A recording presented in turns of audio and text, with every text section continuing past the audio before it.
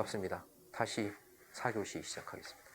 이번 시간에는 사업 방법에 대해서 알아보려고요. 그러니까 첫째, 간부의 풍 등에서 알아봤죠. 신념도 있고 충직해야 되고 등등, 솔선수범해야 되고 등등 했는데, 그런 초심을 갖고 또 대의에 맞는 일을 하려고 하더라도 목적이 정당해도 수단이 잘 갖춰지지 않으면, 방법이 과학적이지 않으면 실패하게 되거든요. 그렇게 되면 문제는 방법인데요. 근데 방법에 대해서 사람들은 이걸 두 가지 편향이 있어요. 하나는 그냥 수단시한다. 근데 이게 예전에는 좀 통하는 면이 있었어요. 독재 시대에는 이 수단 관련해서는 절차나 이런 걸 안 따졌거든요. 어떤 걸까요? 뭐 화염병이 날아다니고 이랬던 거잖아요. 그래서 과학적 상업 방법이 아니라 사실은 그냥 단순하고 무식하고 과격한 게, 그 노동조합운동 초창기에는 가서 막 사장을 감금해놓고 도장을 찍고 막 이렇게 했죠. 초창기에. 그런데 이제 그렇게 해서는 안 된다는 것이고, 또 하나는 방법이라고 하는 것을 그냥 경험으로 치부하는 그런 편향이 있어요. 뭘까요? 경력. 오래 해보면 다 잘한다. 그러다 보니까 이게 경험주의로 흐르게 되면 어떻게 할까요? 굉장히 우리가 투자한 노력에 비해서 더딘 거예요, 발전이. 그래서 방법도 그만큼 중요하다는 것이고요. 그래서 이 방법에 대해서 이것도 사실 큰 항목이에요. 이 주제만을 가지고도 몇 시간을 할 수 있겠는데, 아주 핵심이 되는 내용만 위주로 해서 살펴보도록 하겠습니다. 사업 방법론인데, 크게 봤을 때 5가지 사업 방법을 얘기해요. 이 중에도 뭐 6가지, 7가지도 있겠는데, 요약하면 첫째, 역량에 맞게 실정에 맡겨야 된다. 과하면 과유불급이잖아요. 또 모자라면 나중에 또 아쉬움이 남죠. 두 번째가 이런 거예요. 굉장히 중요한 것 중에 하나가, 우리가 사업하는 방식은 보통 흔히는 당근과 채찍으로 움직인다고 그러잖아요. 노동조합은 그렇게 하는 데가 아니다. 교양과 해설이 중요하다. 채찍도 그걸 강제할 방법도 없어요. 권력은 힘으로 밀어붙이면 되고, 인사권, 경영권을 가지고 겁박을 하거나 위협을 하게 되면 마지못해서도 하잖아요. 그걸 채찍이라고 그러잖아요. 또는 이거 하면 뭘 더 주겠다 하는 건데, 노동조합은 그렇게 하는 게 아니죠. 그럼 뭘까요? 그게 교양 해설이다. 세 번째도 중심을 정확히 설정한다면, 우리가 역량이 무한하면 좋겠는데 선후 경중을 잘 판단해야 된다, 이런 것이고, 네 번째는 위에서 아래에 지시하고 닦아 세운다가 아니라 도와줘야 된다, 노동조합. 마지막으로, 그래, 한꺼번에 동시에 잘하는 게 아니라 역량을 집중해가지고 잘 되는 거를 하나 해보고 이걸 일반화해서 적용하는 것이다. 굉장히 과학적 방법이에요. 주먹구구식, 주관적인 이런 게 아니고. 그래서 이 내용을 이제 하나씩 보겠습니다. 실정에 맞게 사업한다고 하는 것은 사업 방법, 경험이 아니라 과학이다. 그러니까 사업 방법의 핵심은 과학성이에요. 과학은 뭘까요? 객관적인 거죠. 옳고 그름에 대한 판단이 가능하다, 그런 뜻이에요. 실정 파악은 뭐냐면, 사실 여기서 핵심은 역관계. 왜 역관계냐면, 이게 지금 사람의 일이에요. 자연은 물리학, 화학, 그냥 생물학적으로 움직여요. 근데 사람의 일은 역관계. 우리가 일을 풀어가려면 쉽게 생각하면, 우리 힘이 크고 상대방의 힘이 약하면 되죠. 근데 우리 힘이 약하고 어느 정도인가를 정확하고 면밀하게 파악해야지만 전술을, 방법을 과학적으로 할 수 있다, 이런 뜻이에요. 이거고요. 두 번째가, 기본 목표가 정말 중요한 내용인데요. 우리 역량 강화가 기본이다. 왜냐하면 노동조합은 한탕 하고 끝내는 게 아니거든요. 무슨 떴다방도 아니고 로비조직도 아니에요. 궁극적으로는 최종 어디로 가야 될까요? 우리 힘이 얼마나 커졌는가 이거든요. 그래서 결국 이런 목적에 복무하는 방향으로 가야 되죠. 그래서 그게 뭘까요? 전략에 맞게 전술을 결정한 것이다. 전략에 맞게. 그러니까 우리의 큰 목표에 맞춰서, 전략에 맞춰서 그래 전술을 결정을. 흔히 이게 경중, 선후를 잘못 판단해가지고 일이 꼬이는 경우가 굉장히 많은데요. 그래서 이것이 가장 중요한 전략 목표가 무엇인가? 뭘까요? 그렇죠. 노동조합의 힘을 키우고 축적하고 강화하는 것이다. 굉장히 중요합니다. 그래서 가령 투쟁을 했을 때, 교섭하거나 투쟁을 했을 때 최종적 판단 기준이 뭐냐면 모든 힘을 다 소진해보면 기가 없어요. 어떻게 할까요? 역량이 얼마큼 커졌고 다음 단계를 우리가 미래를 어떻게 기약할 수 있는가를 여지를 남겨놓고 투쟁을 정리해야 돼요. 안 그러게 되면 거의 소진이 돼버려요. 그러면 당면 투쟁은 승리했지만 가령 투쟁 결과는 뭐냐면 사실은 합의안이거든요. 합의안이 뭘까? 탄협에 합의를 했다 이거예요. 그런데 합의안으로 모든 게 되는 게 아니죠. 뒤에 뭐가 남아요? 이게 실행이 돼야 되는데 그렇잖아요. 합의가 된다고 저를 지키는 게 아니에요. 왜냐하면 합의사항에 대한 해석도 분분할 수도 있고 또 명료한 것조차도 실행이 안 되면 어떡할 거냐.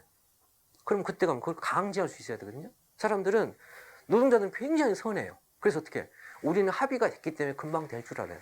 그런데 안 되는 경우가 있거든요. 왜? 미뤄요. 그건 그런 뜻이 아니라고 해석하고 아 그건 전임자가 합의했는데 나는 잘 모르겠다 그러고 또 하려고 그러는데 예산이 짜치다 그러고 온갖 핑계를 대면서 이피탈 지피탈 안 되거든요. 그럼 어떻게 해야 돼요? 이걸 강제하려고 뭐가 필요해요? 역량이 있어야 돼요.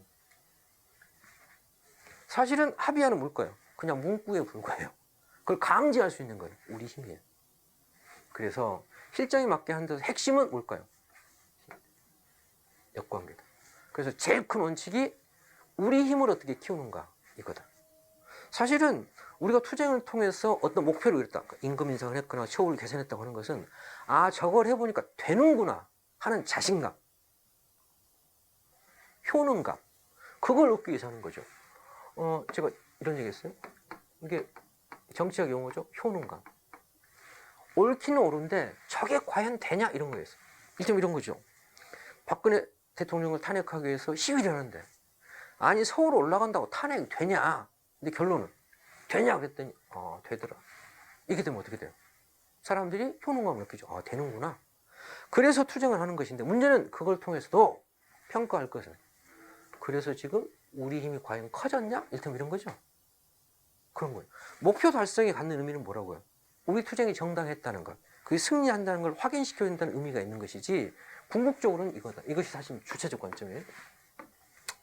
그래서 조합의 모든 사업과 투쟁 전술은 전략 목표에 복무해야 된다 이런 것이고요. 두 번째가 굉장히 중요한 내용인데요. 각오와 열의해서 이게 무슨 뜻일까요? 대부분은 자본주의는 사람을 움직이는 방법이 뭘까요? 첫째가 당근이에요. 돈으로 유익하는 것. 안 되면 채찍을 휘두르는 거예요. 어떻게? 불이익을 가하는 거예요. 이건 이익이고 이거 불이익이거든요. 그런데 노동조합은 비영리 조직이에요. 이윤으로 옮기는 게 아니죠. 회사는 어떻게 해요? 잘하면 승진, 못하면 책 이런 식이잖아요. 그런데 결국 이렇게 우리는 핵심이 각오예요. 자본과 이윤이 목적이 아니에요. 그래서 우리가 해야 될 것은 조합을 주체적으로 참여하게 하려고 그러면 제일 중요한 게 사람들이 각성을 하고 진짜 해야 되겠구나. 마음이 움직여서 움직이는 것이지 우리는 그걸 강제할 수 있는 채찍도 없고 거기에 따른 무슨 인센티브를 줄 수도 없다 이런 뜻이죠. 그래서 교양 해설에서는 방식에서는 결정사항을 일방적으로 노조 결정이 이렇다 이런 게 아니고 사실은 의식을 일깨우고 의지를 북돋아야 되는데 그것이 실제로 실현 방식은 어떤 거냐면 이렇게 말하면 돼요. 이게 핵심인데요. 간부들이 깨달았어. 그 결의가 조합원들이 어떻게 될까요? 감정이입이 돼요. 동화, 공감 이런 거예요. 그래. 사실은 제가 이제 이렇게 교육을 하고 있는데 보통 이제 교육을 하잖아요. 교육을 할 때 강사들은 뭘 치는 줄 아세요? 교육의 최종 목표는 공감이다 이러거든요. 무슨 뜻이에요? 얘기를 했는데 뭔가 와닿는 게 있어야지 혼자 떠들고 거기 있으면 참 많이 안다. 그런데 딴스한 얘기다. 그럼 교육이 실패한 거거든요. 그렇죠? 그래서 사실은 많은 지식을 전한다고 정리한 게 아니고 뭘까요? 공감이 되네. 굉장히 중요한 요소죠. 마찬가지로 간부들이 조합원들은 교육을 할 때 핵심이 뭐라고요? 공감. 그러니까 조합원의 눈높이에서, 그건 방식이긴 한데 궁극적으로 조합원의 마음으로 움직이는 것이다. 그래서 당근이 아니고 채찍이 아니고 우리는 그게, 근데 이것이 주의할 건 뭘까요? 한두 번은 안 돼요.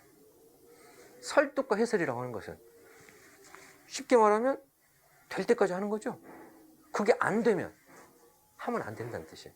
사람들이 충분히 동의가 안 된 상태에서 강제를 하게 되면 어떤 문제가 생겨요? 조합원이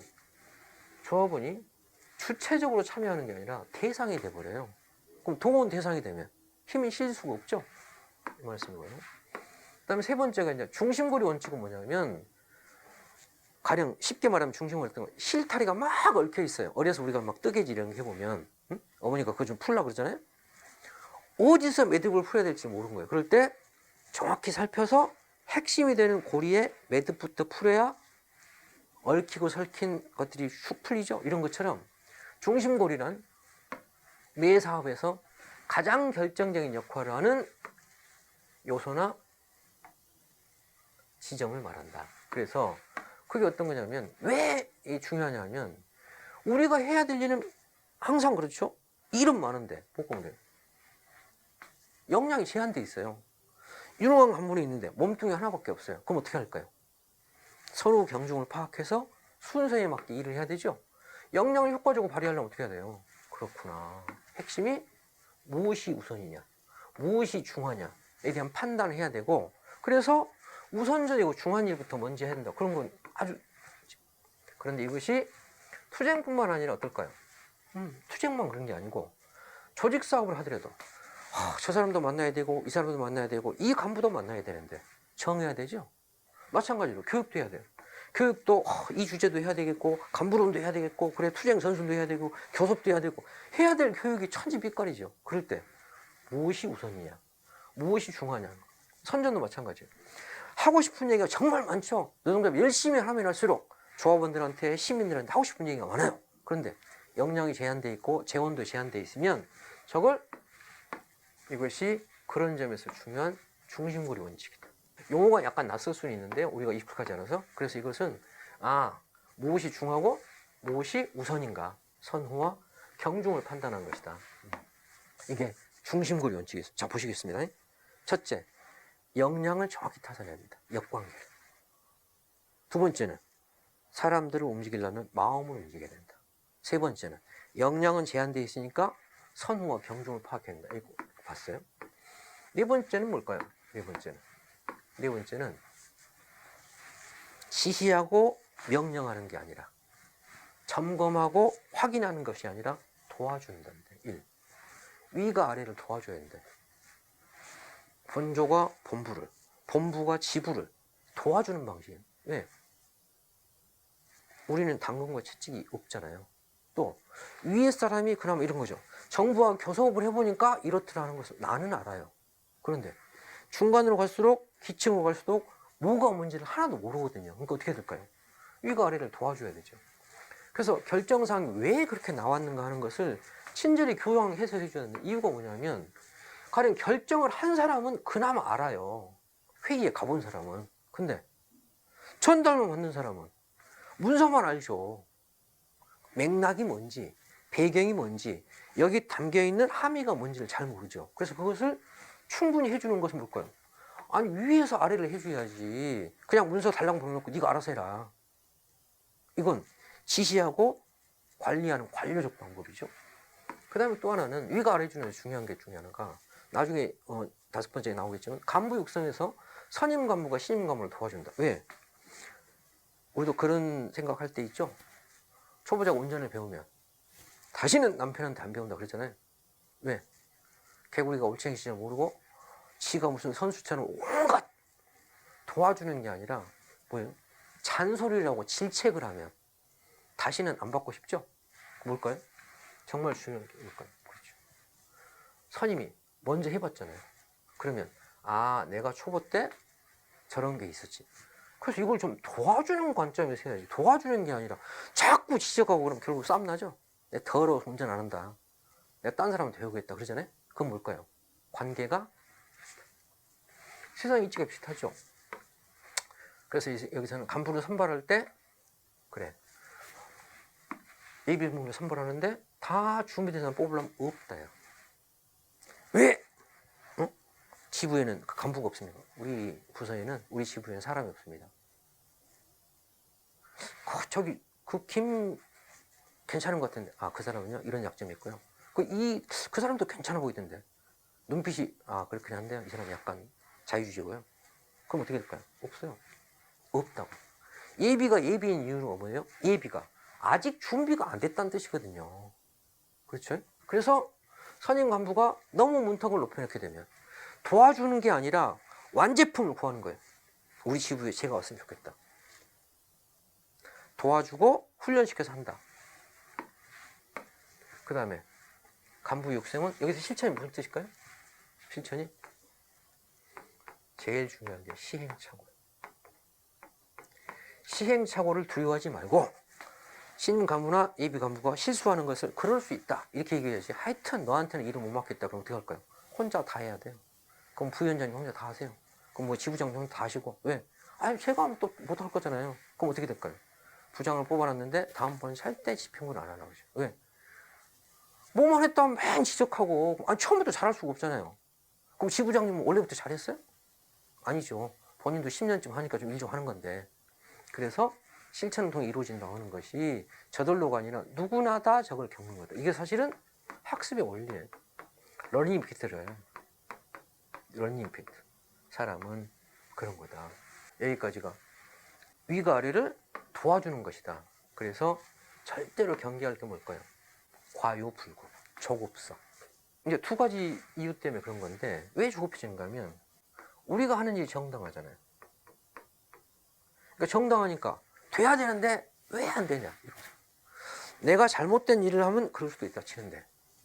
그렇죠? 그런데 정당한데 왜 안 되는가 이런 것이 있고, 또 하나는 갈수록 조급성을 경계할 것이 중요해지는 것 중에 하나가 사실은 단기 수익성 논리예요.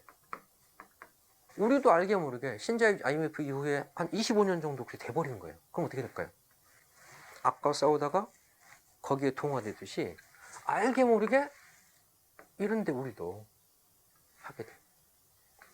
그러니까 사람이라고는 교육은 보통 이제 100년지 되게 그러잖아요. 오랜 투자와 정성이 쌓이고 쌓여서 결실을 맺는 건데 자꾸 이제 간부 육성에서도 조급성이 빠지게 되면 어떻게 될까요? 예비 간부, 선임 간부가 상처를 받아요. 반발짝씩, 반걸음씩 앞서가면서 이끌어주고 도와줘야 되는데 이걸 보통 이제 조합 간부를 선임하고 할 때 어떻게 해요? 야, 1년만 해라. 내 임기 동안만 해라. 처음에는 야, 대의원만 해. 대의원은 1년에 몇 년 안 하거든. 대의원들 열심히 했더니 야, 그럼 이제 집행부로 한번 해보자. 그런데 물고기도 저 호수에 놀고 있을 때는 지극정성으로 떡밥도 주고 온갖 아부를 하는데 일단 딱 잡히고 내 구덕에 들어오면 내 물고기죠? 어떻게 할까요? 부장 결단할 때까지는 술도 사주고 격려도 하고 괜찮다, 다 할 수 있다고. 일단 부장 딱 되고 나면 그때부터는 이제 연애도 똑같잖아요. 결혼하기 전까지는 하늘의 별을 따를 것 같은데 일단 연애하고 나면 저건 이제 내 구덕 안에 물고기니까 이런 것처럼 이게 사실 편향이에요. 마지막으로 이제 5번째는 모범을 창조하고 전파하자. 이거 굉장히 중요해요. 근데 사실은 이것과 관련 약간 편향도 지금 있겠는데 모범을 일반화하는 방식을 확장하는 것이 가장 효과적인 방법인데 이건 뭐하고 관계가 있는가 하면 앞선 노조의 경험을 사용해서 우리 노조에 맞게 창조를 적용하자 이게 있고, 정말 중요한 내용 중에 하나가 우리는 모두의 노력으로 만들어가는 게 아니라 우리는 모범을 특출한 개인의 성과로 자꾸 이걸 치환해요. 함께 만들어가는 게 아니고, 그래서 우리는 저쪽 지부는 참 잘하는데 왜? 지부장이 흉내서. 우리 지부는 왜 안 될까? 우리 지부장이 약해서. 이런 경우 많아요. 나라도 똑같아요. 대통령을 잘 뽑아요. 대통령이 다 할 수 있는 게 아니에요. 입법부는 그냥 있고 사법부는 그냥 있는 거예요? 그런 것처럼 이걸 개인의 성과나 실적으로 자꾸 이걸 오해하면 안 된다. 뭘까요? 이건 모범 창조 전파방의 핵심은 모범을 만들 때 역량을 집중해가지고 모두의 힘으로 한 지점을 돌파해 놓고 이 자신감을 가지고 여러 군데를 같이 하자지 n분의 1로 나눠놓고 해보니까 아무하게 지구는 잘했고 아무하게 지구는 못했다라고 하게 되면 어떻게 돼요? 비교평가거든요. 비교평가가. 그게 아니라는 거다. 이게 사실은 이제 핵심이죠. 구체적으로 이제 예를 한번 들어보려고요. 왜 사업 방법이 중요한가 그 얘기를 해보려고 그래요. 아까 사실은 서두에 말씀드렸는데 아무리 목적이 정당해도 사업 방법이 과학하지 않으면 실패하기 마련인데 그렇게 되면 과학적이지 못하게 되면 어떤 문제가 생기는가 하면 이 정당성이 사실 훼손돼 버려요. 옳은 일을 했는데 일이 안 되면 어떻게 돼요? 결과가 어떻게 돼요? 실패보다 무서운 게 뭘까요? 패배주의예요. 실패는 할 수 있는데 그걸 시행착오의 보약이 아니라 우리는 안 되는구나 하게 되면 앞으로 무슨 얘기를 해도 씨알이 안 먹혀요. 그래서 방법이 중요하대. 방법이. 그래서 경험 만능주의를 경계한다고 하는 것은 사실은 이건 다른 말로 얘기하면 뭘까요? 앞선 간부들의 주먹구구식이에요. 그러니까 교육받고 훈련받는다고 했는데 교육받고 훈련받는 게 아니라 선임 간부들의 경험에 의해서 경험치를 하게 됩니다. 이게 어떤 경우가 큰 문제냐면 정세나 상황이 근본적으로 바뀌었을 때 어떻게 할 거냐. 옛날 방식은 안 통하죠. 대표적인 거 철학적으로는 전환 그러면 코페르니쿠스의 전환이라고 혹시 들어보셨어요? 무슨 뜻이에요 그게? 천동설이 아니고 지동설이 진리구나. 그럼 뭘까요? 진리 공리가 바뀐 거죠? 그럼 어떻게 해야 돼요? 천동설 시대의 경험이나 지식이라고 하는 것이 오히려 새로운 지식을 탐구하는데 걸림돌이 되죠? 이런 거예요. 그래서 정말 위험한 게 간부들의 경험 만능주의라고 하는 것이 오히려 특히 이것이 이제 우리 노동조합 운동으로 치면 전환이라고 하는 게 어떤 거냐면 대표적으로 지금 공무원들도 그런 게 있을 텐데요. 어떤 거냐면 1세대 간부, 2세대 간부가 완전히 다른 경우가 있어요. 어떻게 해요? 지금 20년, 30년 지금 공무원하고 지금 새로 들어온 공무원 완전히 다른 거예요. 문화도 의식도 그들이 갖고 있는 프라이드 자체가 달라요. 그런데 1세대가 옛날 방식으로 하면 뭐가 될까요? 2세대가 보기엔 그걸 뭐라 그럴까요? 그걸 뭐라 그래? 요새 유행하는 말로? 꼰대라 그래. 라떼라 그러죠? 경험 만능주의가 뭐예요? 경험 만능주의가 라떼는 말이야? 이 얘기죠? 경험 만능주의가 라떼예요, 라떼. 우리 때는 이게 되죠? 그럼 어떻게 될까요? 일을 진척시키는 게 아니라 일을 그르칠 수 있다. 그런 점에서 사업 방법의 과학성이 중요하다. 이렇게 모방과 도식을 뛰어넘어서 그래서 정말 중요한 게 그거죠. 창조적으로 탐구하고 실천하는 데서 제가 거듭 강조합니다. 창조적으로 탐구하고 실천하는 데서 중요한 게 뭘까요? 두 가지. 하나는 뭘까요? 이견. 다른 의견이 충분히 제출되고 그것을 존중하고 탐구해야 한다. 왜? 이견이 없으면 옛날 방식으로 한다는 거잖아요. 이견은 뭐예요? 회의의 목적이 제가 그랬어요. 회의의 목적은 결정성을 통과시키는 게 아니라 초안을 바꿀 수 있는 게 회의다. 바꿔야 한다가 아니라. 두 번째가 뭘까요? 이견이 제출되고 새로운 방식으로 했더니 안 되더라요. 안 될 수 있어요. 뭘까요? 다시 강조하지만 시행착오. 뭐라고요? 실패는 성공의 어머니인 거다.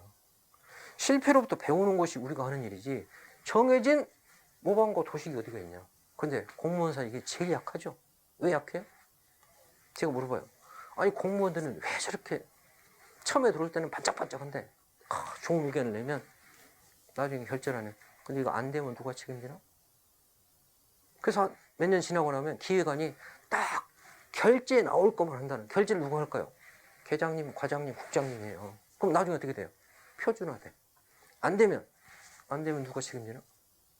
어떻게 될까요? 그게 뭘까요? 실리콘밸리라고 들어보셨죠? 실리콘밸리. 벤처.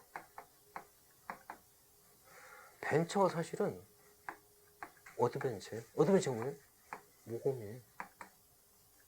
모험은 뭐예요? 이미 닦아놓은 길을 간다가 아니라 새 길을 간다거든요. 그러면 여기는 항상 기회를 3번 준다는 거잖아요. 자본이 없어도 성공한 게 아니라도 기회는 3번 준다는 거예요. 근데 3번쯤 실패하고 나면 다른 사람도 기회를 줘야 되지 않겠니? 이렇다는 거예요. 그래서 이것이 있어야지만 사실은 창조가 일어나고 혁신이 가능한 거죠. 저는 그래서 공무노동조합이라든가 노동조합이 안정화된 노동조합에 정말 강조하고 싶은 게 이거예요. 노동조합은 진보적 조직이에요. 진보는 뭘까요? 앞서가는 거거든요. 진보는 전임미답의 초행길을 가는 경우가 굉장히 많아요. 그런데 보수적이고 답습하면 정체되고 정체면 어떻게 될까요? 발전이 없어요. 발전이 없으면 새로운 사람들이 안 하려고 합니다. 새로운 사람들이 해보고 싶다, 도전해보고 싶다, 그래야 새 것이 나오는 건데 안 그렇게 되면 계속 정치와 답보를 면치 못하게 된다는 거다. 그래서 이번 시간에는 사업 방법이 왜 중요한가? 목적이 아무리 정당해도 방법이 과학적이 못하면 실패하게 되고, 실패하게 되면 목적의 정당성조차도 훼손당하고 궁극적으로 패배주의가 만연하게 되면 이제는 아무도 그걸 안 하려고 한다. 그래서 방법은 과학적이어야 된다라고 해서 5가지 사업 방법에 대해서 알아봤습니다. 이상 마치겠습니다.